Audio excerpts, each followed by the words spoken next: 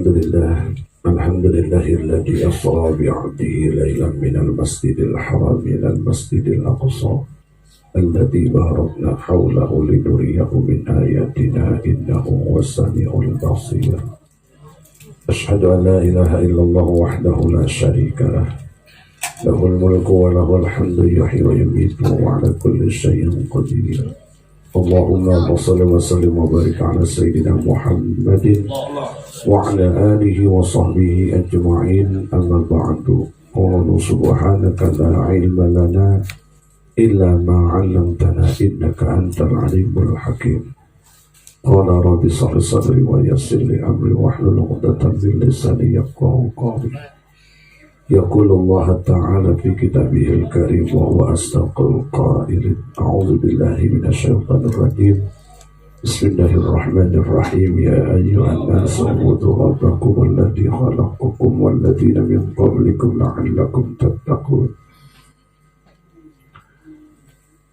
وقال أيضا: حافظوا على الصلوات والصلاة الوسطى وقوموا لله قانتين.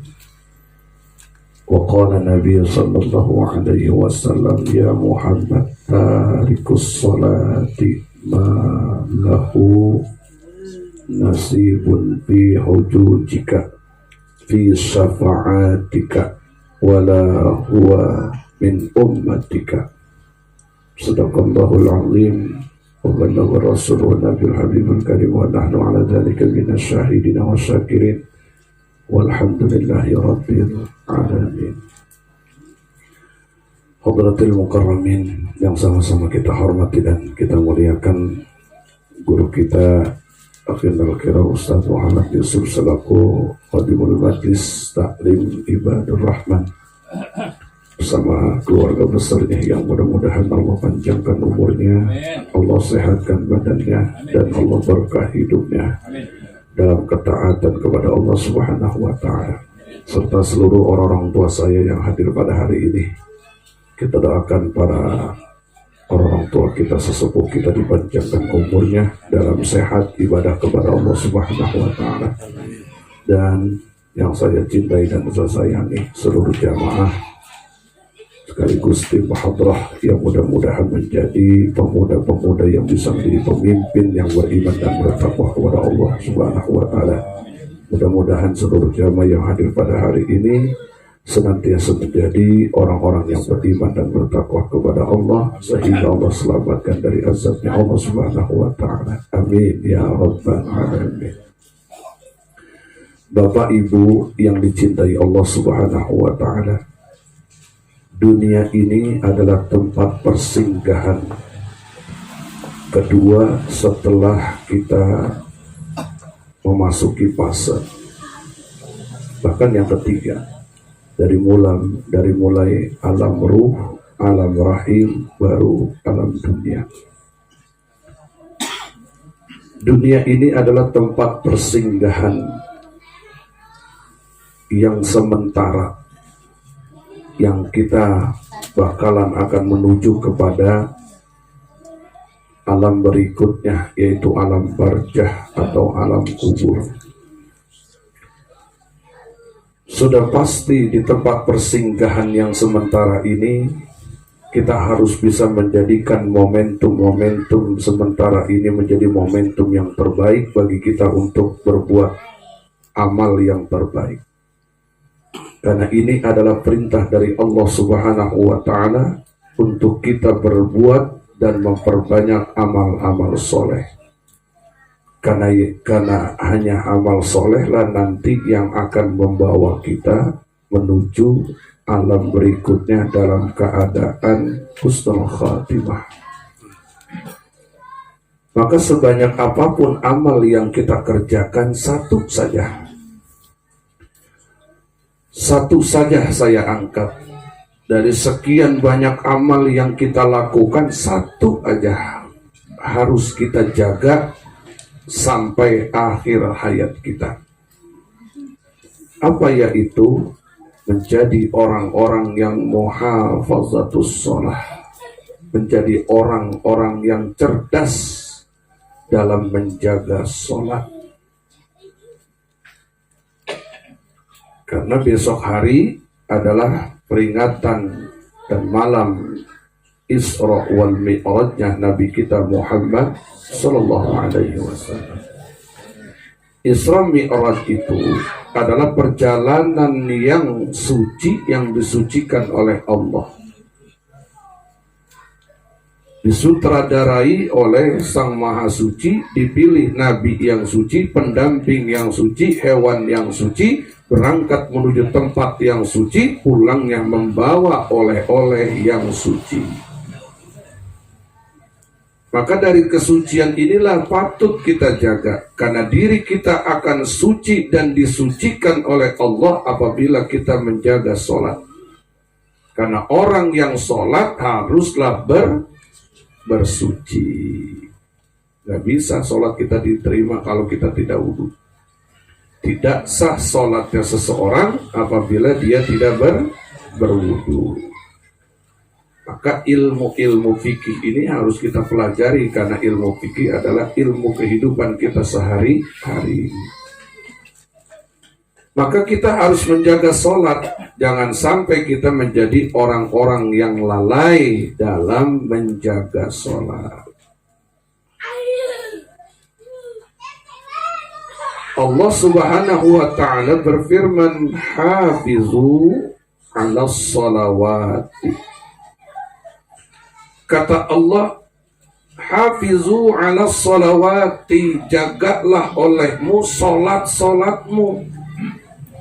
Ketika Allah menyatakan jagalah sholatmu, maka jangan bermain-main kita di dalam urusan sholat.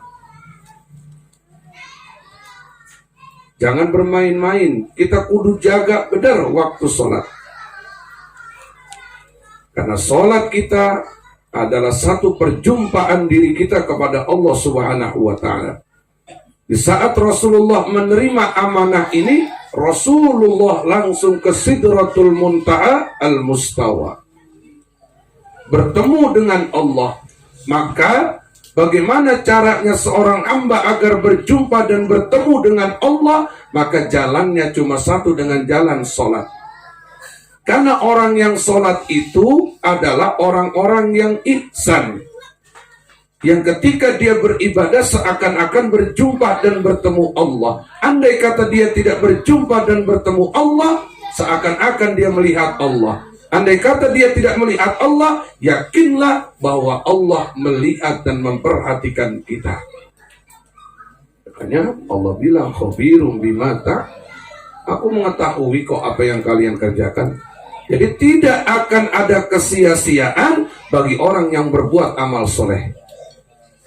Tapi justru sebaliknya akan ada kerugian bagi orang-orang yang berbuat kemaksiatan.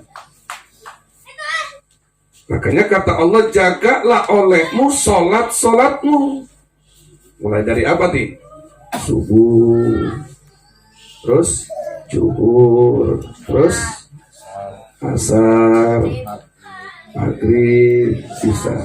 Ini kudu dijaga.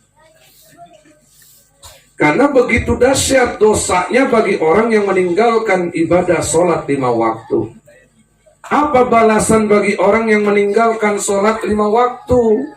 Siapa orang yang meninggalkan sholat subuh, Allah akan masukkan dia ke dalam neraka sakor selama 60 tahun.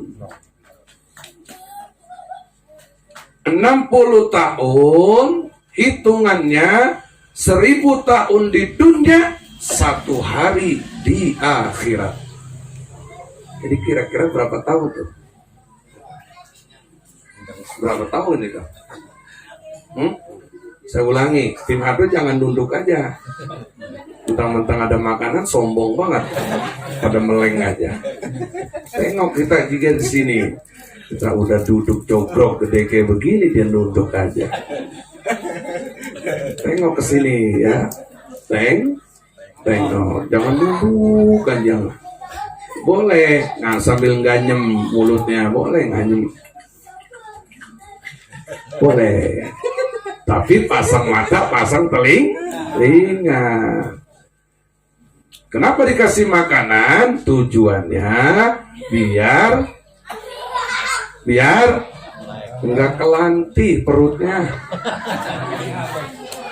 Lo ngaji perut kerucuk mulu kan gak nyambung jadinya. Gue lapar banget nih, makanan yang lama banget, sweat ini makanan. Dikeluarin tuh makanan biar perutnya nggak kelanti. Kalau perutnya tenang, hatinya tenang.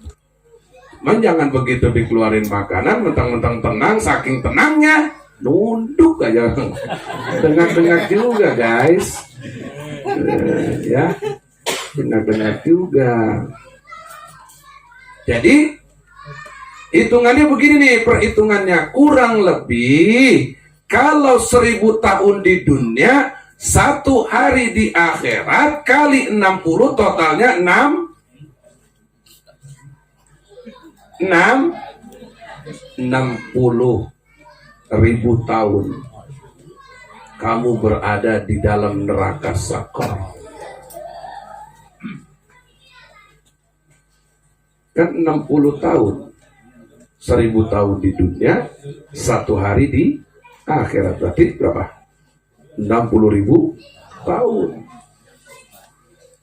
Apa kata Allah? Kullu nafsin bima kasabat rahinah illa ashabil yamin fi jannati yatasa'alun anil mujrimin ma salakakum bisaqar qalu malam nakum minal musallin.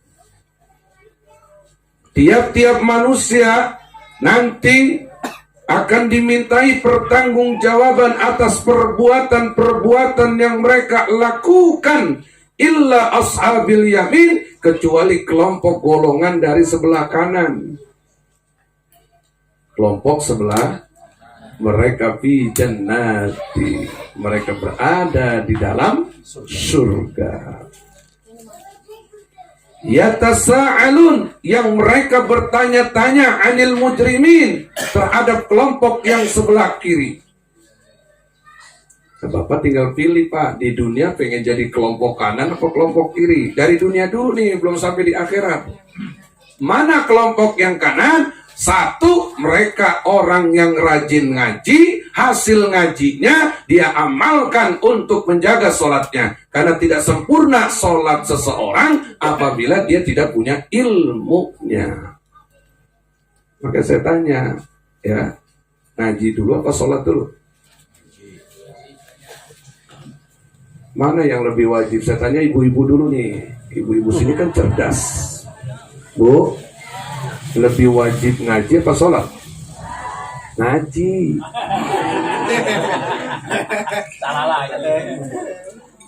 Kan tadi saya bilang tidaklah diterima sholatnya seseorang, ibadahnya seseorang kalau dia tidak punya ilmunya. Lantas dari mana kita dapetin ilmu? Ya dari hasil kita duduk di majlis taklim, majlis ilmu. Kan orang juga banyak Pak yang wudunya belepetan kayak capung cebok, cepek jadi. Dan banyak bahkan orang yang wudunya salah. Contoh nih, basuh muka. Ini basuh muka nih dari sini. Ini sampai bawah dagu. Kalau bawah dagunya nggak basah, maka tidak sempurna wudunya. Terus ya Bu, di saat ibu membasuh tangan, bapak membasuh tangan, di saat air itu turun, bukan sikut yang bapak basuh. Ini kebanyakan dari kita, ketika air itu turun, kita sodorkan sikut. Jadi begini nih. Begini, ini airnya turun.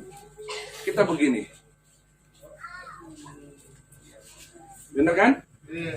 Salah.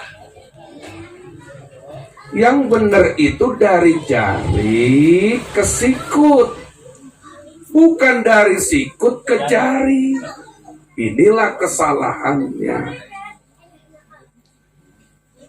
Terus di saat kita membasuh kepala, airnya itu bukan air yang kita tadangkan lalu kita masukkan, lalu kita basuh kepala. Tapi airnya ditadangin, ditekap, dibuang.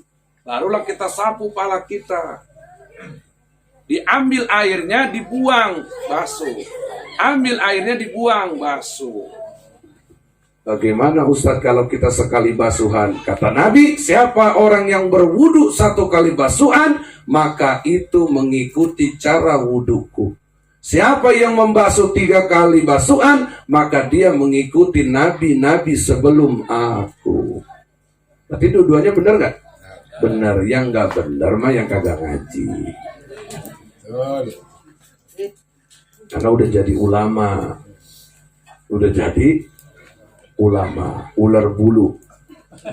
Iya, kalau ulama artinya ular bulu. Tulisannya pakai alif apa ain? Pinter tuh bocah, ain, ulama. Ulama ular bulu.